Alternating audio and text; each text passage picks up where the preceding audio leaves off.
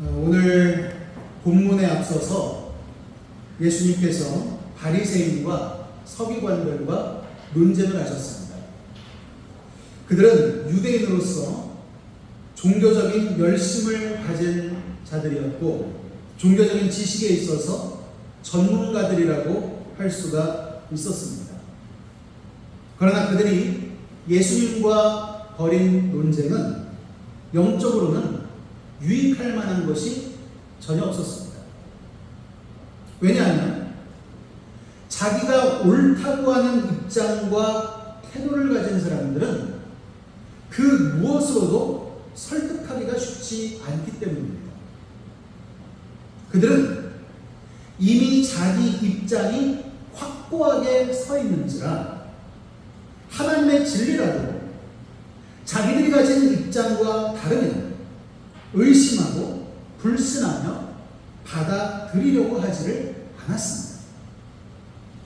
그렇게 굳어진 그들의 신령, 그 무엇으로도 뚫고 들어갈 수가 없었습니다.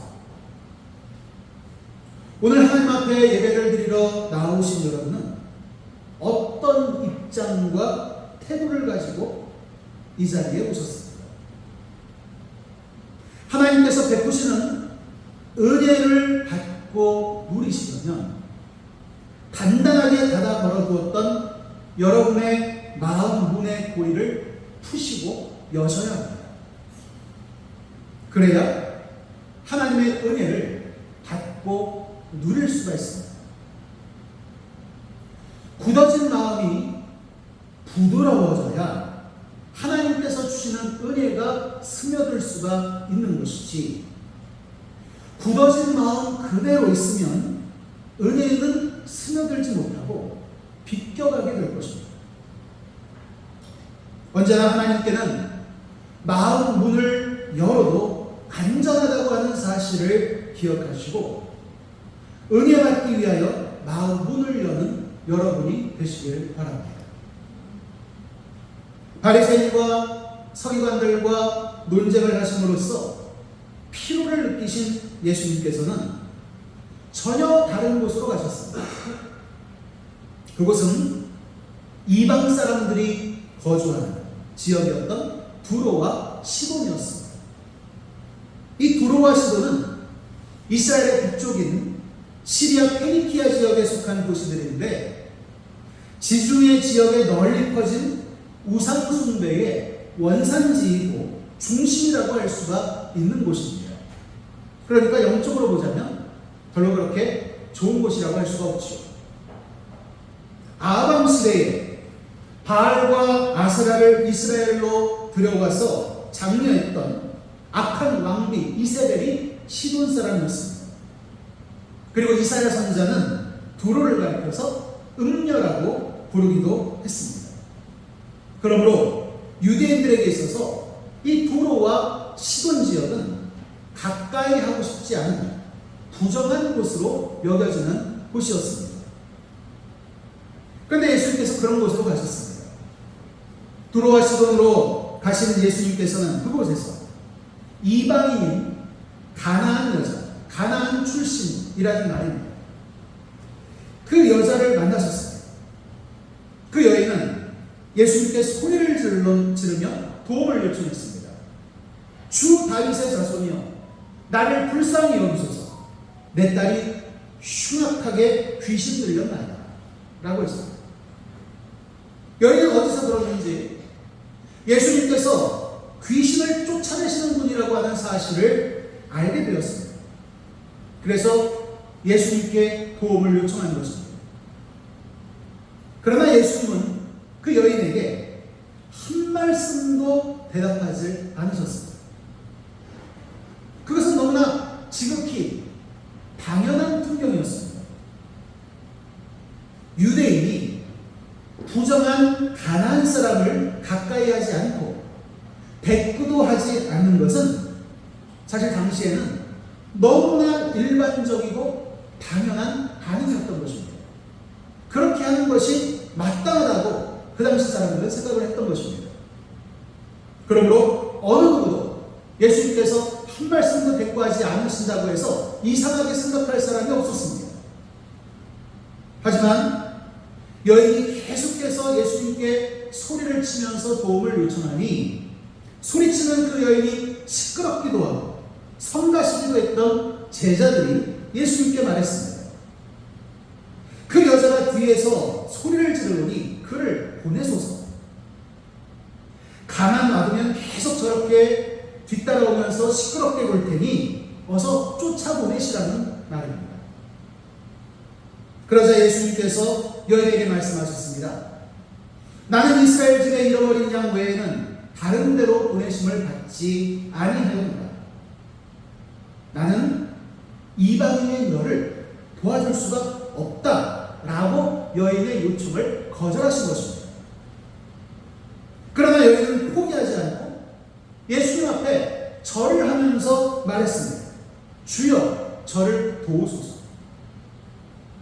예수님께서 내가 널 도와줄 수 없다라고 분명하게 말씀하셨는데 그래도 여인은 포기하지 않고 다시 또 예수님께 도와달라고 요청을 하는 것입니다. 그러자 예수님께서 더 강한 표현으로 여인에게 말씀하십니다. 자녀의 떡을 취하여 개들에게 던짐이 마땅하지 아니하다. 당시 유대인들이 이교도들을 가리켜서 개라고 부르는 것은 일상적인 관습이었습니다. 예수님은 그렇게 다른 유대인들이 그러는 것처럼 이 가나안 여인을 모욕하듯이 말씀하셨습니다. 이 정도 되면 일반적인 사람이라면 화를 내면서 그래 너희 유대인들이 뭐가 그렇게 잘났다고 그러느냐 하면서 돌아서 떠날 것입니다. 당연하죠. 그러나 자기 딸이 흉악한 귀신에 들려서 고통받는 것을 지켜보면서 더 이상 견딜 수가 없었던 이 가나안 여인은 그래도 또다시 예수님께 매달렸습니다. 주여, 올소이다마는 개들도 제 주인의 상에서 떨어지는 부스러기를 먹습니다. 라고 말했습니다. 여인은 다시 포기하지 않고 자신을 개처럼 여겨도 좋으니 부스러기 은혜라도 좀 베풀어 달라 라고 그렇게 예수님께 간청했던 것입니다. 그러자 예수님께서 여인에게 말씀하십니다. 여자야, 내 믿음이 크도다. 내 소원대로 되리라. 예수님께서 그렇게 말씀하시는 순간 가나안 여인의 딸을 붙들고 괴롭혔던 그 흉악한 귀신은 떠나고 딸은 깨끗하게 나았습니다. 오늘 본문에 나타난 예수님의 모습은 우리가 익숙하게 알고 있고 또 기대하는 예수님의 모습과는 전혀 다릅니다.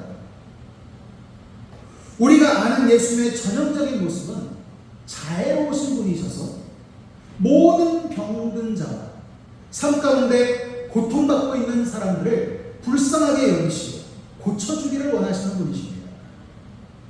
그리고 예수님은 유대인과 이방인을 차별하지 않으시는 분이십니다. 그런데 왜 두로와 시돈 지역으로 가셔서 만난 이 가나안 여인에게는 그처럼 처참한 모욕감을 느끼게 만드신 것일까요? 예수님도 본래는 다른 유대인들처럼 이방인들을 거리끼시고 차별하시는 그런 분이셨는데 그런 속마음을 감추고 계시다가 막상 두로와 시돈 지역에 가시자 숨겨뒀던 그 모습이 튀어나오신 것일까요? 그렇지 않을 것입니다. 그랬다면 마지막에 가나안 여인에게 하셨던 칭찬조차 하시질 않았겠지요. 그러므로 예수님께서 이 가나안 여인을 막대하신 것은 의도를 가지고 일부러 그러신 것이라고 볼 수밖에 없습니다. 그러면 어떤 의도를 가지셨길래 그렇게 말하고 행동하신 것일까요?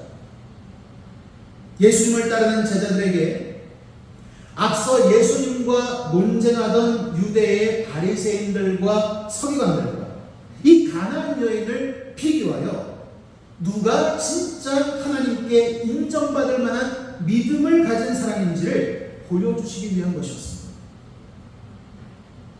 앞서 예수님과 논쟁을 한 바리새인과 서기관들은 율법을 해석하고 지키는 문제에 있어서 전문가들이었습니다.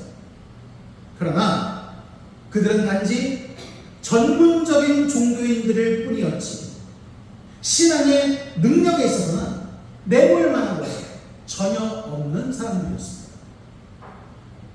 그러나 이 가나안 여인은 비록 그의 출신 배경은 유대인들이 무시하고 비천하게 여기는 사람이었지만 그가 가지고 있는 믿음만큼은 어느 누구보다도 큰 사람이었습니다. 만약에 예수님과 논쟁한 바리새인과 서기관들이 예수님께서 가나안 여인에게 하셨던 것과 같은 그런 모욕적인 말을 들었다면 아마도 그들은 불같이 화를 내면서 예수님께 대들었을 것입니다. 그들은 무엇보다 자기 체면을 중요하게 생각하는 사람들이었기 때문에 조금이라도 체면이 구겨지는 것을 참지 못했을 것입니다. 하지만 가나안 여인은 사람들 앞에서 창피와 모욕을 당하고 자기 체면이 구겨지는 것쯤은 대수롭지 않게 생각했습니다. 그녀에게는 그 무엇보다도 흉악한 귀신에게 사로잡혀서 고통당하는 자기 딸이 낫는 것이 중요했기 때문입니다. 그러므로 자기 딸만 낳을 수 있다면 무엇이든지 감수할 수 있다고 생각을 했습니다.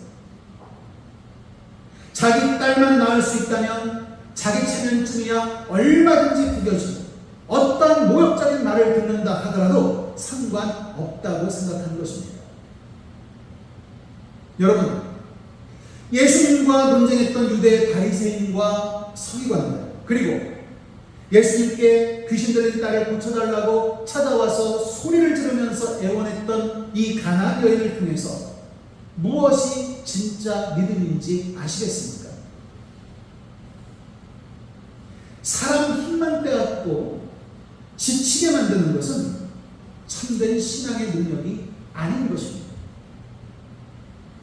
그것은 그저 자기 신분과 지식들을 자랑하는 세상적인 모습이고 태도일 뿐이지 하나님의 능력을 의지하여 행하는 것이 아닙니다. 참된 신앙의 능력은 가나안 여인처럼 겸손히 자신의 무력함을 고백하면서 오로지 주님만 의지하는 것입니다. 그리할 때에 주님께서 우리를 긍휼히 여기시고 삶의 문제에 개입하사 해결해 주시는 것입니다. 예수님과 논쟁한 바리새인과 서기관들은 예수님과 함께 있었지만 예수님께서 베푸시는 그 어떠한 은혜도 능력도 누리질 못했습니다. 그들은 오로지 자기들이 낫다고 하는 것을 증명하고 논쟁에서 이기는 데만 관심이 있었기 때문입니다. 그러나 예수님께 무시와 모욕을 당하고 반드시 딸을 고침받고 말겠다고 하는 각오로 물러서지 않았던 가나안 여인은 결국 예수님께 그 믿음을 인정받고 자기가 원하던 답을 얻을 수가 있었습니다. 가나안 여인과 같은 큰 믿음을 갖는 여러분이 되시길 바랍니다.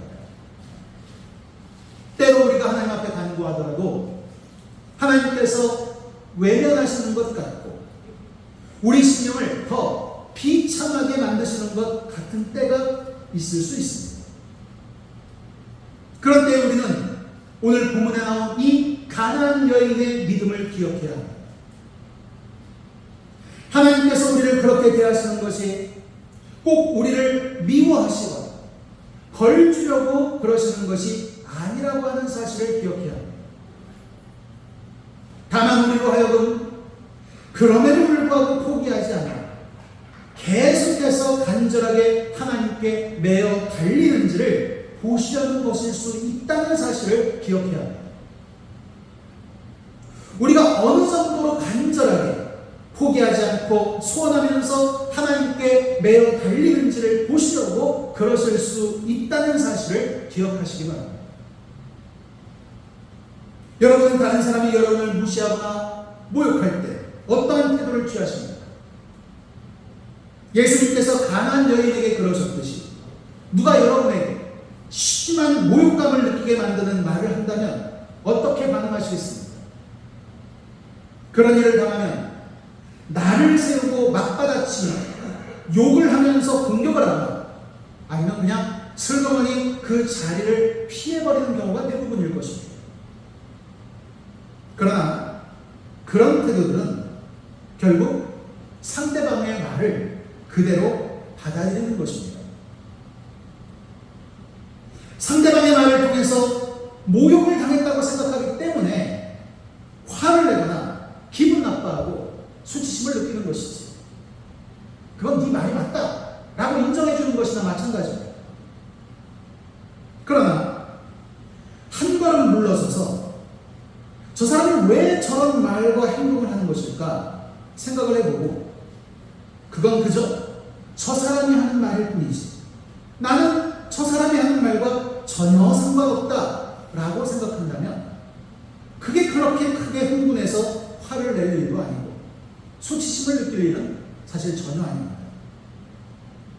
그런데 나도 모르게 흥분해서 화를 내거나 수치심을 느낀다면 내 속에 감춰두고 있었던 무언가가 그 말에 대해서 반응을 하고 있는 것입니다.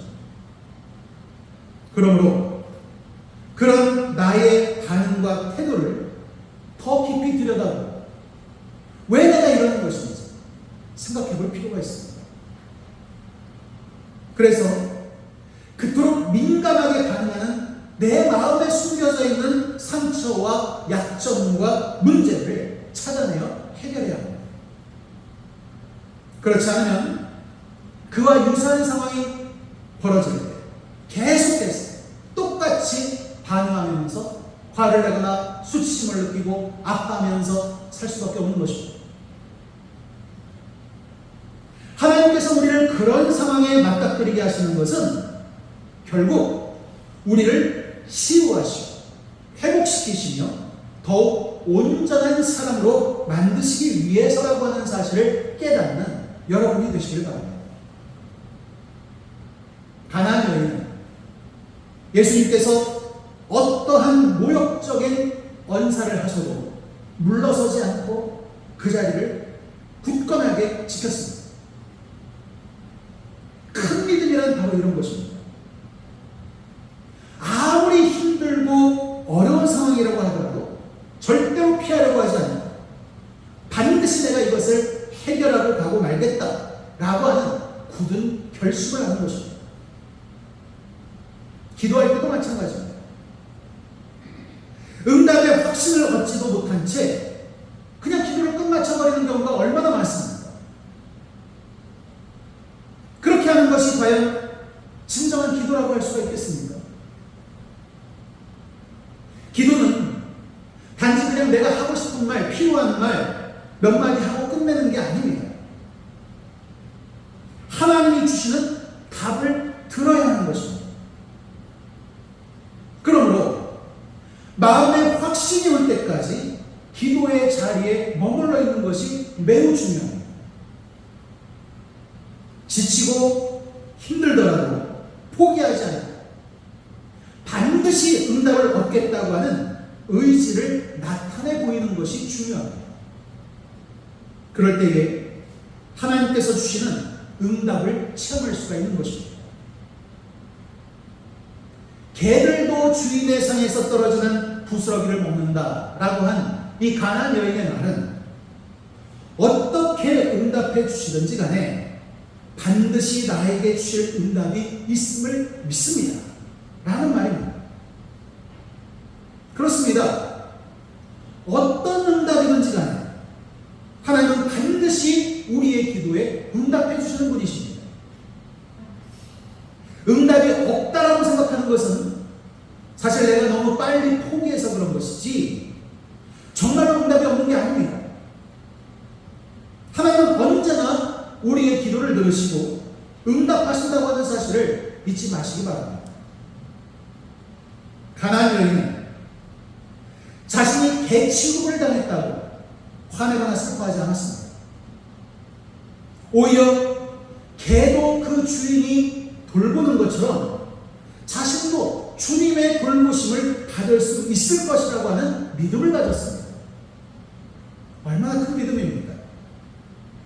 가나안 여인이 가졌던 믿음처럼 주님은 언제나 우리를 돌보고 계신다고 하는 그 믿음을 가지시길 바랍니다.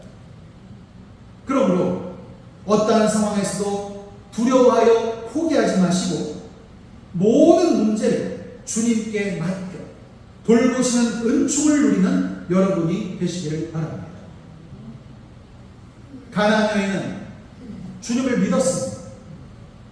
주님의 말과 행동, 그 뒤편에 감춰져 있는 주님의 인격과 성품을 믿었습니다. 주님께서 아무리 험한 말과 태도를 보이신다고 할지라도 주님의 본성만큼은 좋으신 분이라고 하는 사실을 믿었습니다. 그리고 그 믿음대로 자신을 대해주시는 주님을 경험했습니다. 주님은 우리가 가진 믿음대로 우리를 대해주시는 분이십니다. 그러므로 우리는 언제나 주님을 전적으로 신뢰하며 큰 믿음을 가져야 합니다. 큰 믿음에 크게 역사하여 주시는 주님을 체험하는 여러분이 되시길 바랍니다. 지난 목요일에 120년 전 하디 선교사님께서 회심하셨던 것을 기념하는 하디 영적각성 120주년 기념성회가 우리 부산에서 있었습니다. 부산에서부터 이제 시작을 해서 강릉으로 그리고 대전으로 서울로 이렇게 차례대로 올라가는 그러한 성회죠. 성회 마지막 비전 선포 시간에 100년 기도 운동에 관한 선포가 있었습니다. 전에 제가 말씀드린 대로 100년 기도 운동은 기도로 우리 감리교회를 새롭게 세워나가자 하는 뜻으로 이 하디 영적각성 120주년 기념성회 모든 일정이 다 마치고 난 뒤 9월 1일부터 시작해서 이제 앞으로 1년 동안 계속해서 매일 하루씩 감리교회에 속한 한 교회씩 신청한 교회들이 한 교회씩 돌아가면서 24시간을 맞다 기도하면서 1년 365일 계속해서 기도가 이어지게 하는 그런 운동. 그것을 1년으로 끝나는 것이 아니라 또 내년에 한 해가 끝나고 나면 또 다음에 계속해서 이어져서 앞으로 이렇게 100년을 이어가자 라고 시작한 그러한 기도 운동입니다. 저는 이 100년 기도 운동에 동참하기로 결심을 하면서 이것이 하나님께서 우리 교회와 또 한국 교회에 주시는 기회라고 하는 확신을 가지게 되었습니다. 100년 기도 운동에 동참할 것을 권유받기 전에 사실 저는 안 그래도 지금까지 우리 교회가 지속되어 왔던 그 배경에는 어떠한 힘이 있었던 것일까? 또 앞으로 우리 교회가 미래를 보장받을 수 있는 길이 뭘까? 라고 하는 것을 생각하면서 고심하던 중에 결국은 기도밖에 없다 라고 하는 결론을 내렸습니다. 제가 10여 년 전 이제 우리 교회 부임한 지 10년이 지났는데 10년 전에 제가 교회에 왔을 때 처음 했던 얘기들을 여러분들이 혹시 기억하시는 분이 계실지 모르겠습니다. 그때 당시에 교회 여러 가지 어렵고 혼란한 그런 상황 가운데에서 걱정하시는 분들이 많이 계시고 또 노인들만 남았는데 앞으로 어떻게 하냐 그렇게 말씀하시는 분들이 여러분 계셨는데 그때 제가 뭐라고 했는지 기억을 하십니까? 강단에서 저는 너무나도 기쁘고 우리 앞으로의 미래가 있다라고 확신한다라고 말씀드렸습니다. 왜냐하면 교회에 와서 주무시면서 기도하시는 분들이 계시는 걸 봤기 때문에 그래서 우리 교회는 희망이 있다라고 제가 그때 말씀을 드렸습니다. 그때 말씀드렸던 제 말은 지금도 변함이 없습니다.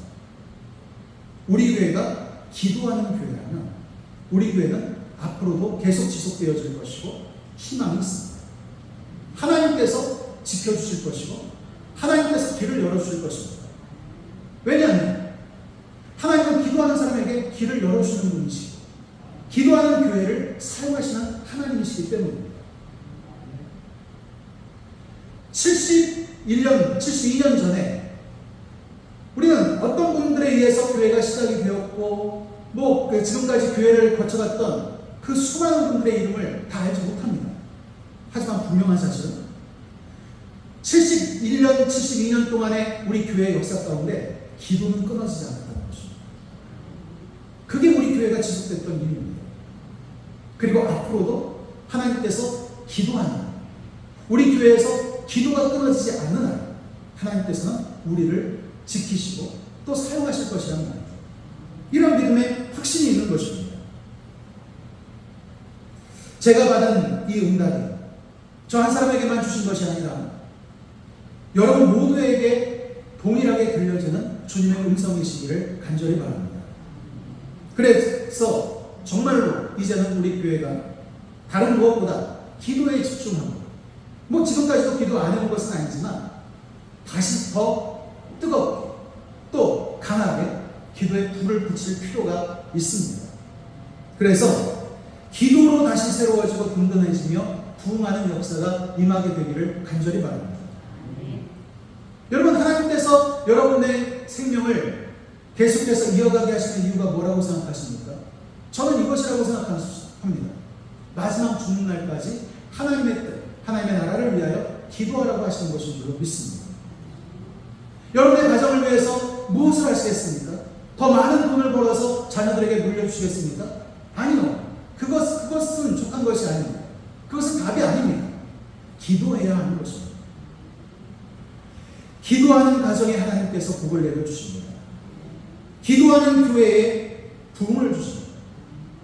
기도하는 나라와 민족은 절대로 망하지 않습니다. 우리는 기도로 우리 인생의 모든 문제를 해결받을 수가 있습니다. 가나안 여인이 가졌던 그런 큰 믿음을 가지고 포기하지 않고 지치지 않고 계속해서 기도하면 하나님께서 응답해 주실 것입니다. 이러한 믿음을 가지고 함께 협력하며 기도함으로써 교회를 세워가는 여러분이 되시기를 간절히 바랍니다. 이것이 저 한 사람의 소원이 아니라 우리 모두의 소원이 되기를 원합니다. 정말로 저는 개인적으로 그런 마음을 가지고 있습니다. 마지막 정말로 죽는 날까지 기도하다가 그렇게 하나님께 갔으면 좋겠다. 저 개인적으로도 그런 소원을 가지고 있습니다. 여러분 모두 동일한 소원을 가지셨습니다. 여러분의 가정을 위해서, 교회를 위해서, 나라와 민족을 위해서, 또 우리 감리교회가 새롭게 될 수 있기 위해서 계속해서 기도해 주시기를 간절히 바랍니다. 거룩하신 아버지 하나님, 가나안 여인처럼 큰 믿음을 갖는 저희들이 되기를 원합니다. 큰 믿음으로써 우리의 모든 삶의 어둠을 물리치고 승리하게 될 줄로 믿습니다. 큰 믿음 가운데 주님께서 크게 역사하여 주시는 놀라운 은총을 힘입고 체험하며 살게 될 줄로 믿습니다.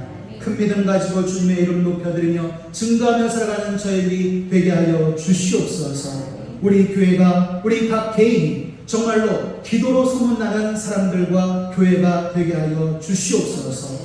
정말로 저 교회에 가면 반드시 기도가 응답받는다는 소문나는 우리 한수만 교회가 되게 하여 주시옵소서. 우리 한수만 교회에 속한 모든 성도들은 삶의 모든 문제들을 기도로 하나님 앞에 아뢰어 응답받고 해결받으며 승리하며 살아가는 성도들이 되게 하여 주시옵소서. 이 한 주간 가운데도 주님께서 붙드시고 지키시는 줄로 믿습니다. 우리의 모든 것을 맡아 주관하시되 평안 주시고 기쁨 주실 줄로 믿사옵고 감사드리며 이제는 우리 구주 예수 그리스도의 은혜와 아버지 하나님의 지극하신 사랑하심과 성령님의 함께하심이 우리 위에 영원토록 함께하시기를 간절히 축원하옵나이다.